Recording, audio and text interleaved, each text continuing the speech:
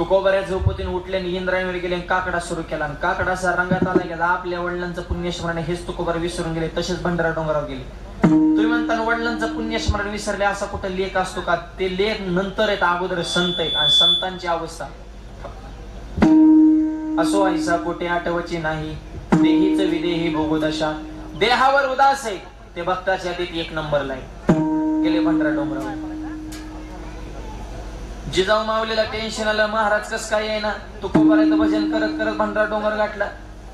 पांडुरंगाने विठ्ठल उडी टाकली आणि तुकोबाऱ्यांचं रूप धारण केलं, देहूनगरीत प्रवेश केला. गाडी गावात शिरली की पारावले मंडळींचं डोळं फिराले. हे पारावले, चौकातले, टपरीवले नमुने भयानक असतात. फक्त गावचा कुठं नाही, ह्याचं असं झालं आणि त्याचं तसं झालं. तुझं बघ ना, कवर लोकांची चर्चा करतो, स्वतः कधी आई वडिलांच्या नावानं अन्नदान ज्ञानदान करणाऱ्याला चांगलं म्हणणार नाही. आता इतका सुंदर कार्यक्रम या परिवारानं आयोजित केलाय, तरी काही काहींच्या डोक्यात गणगण असं कशामुळे केला असं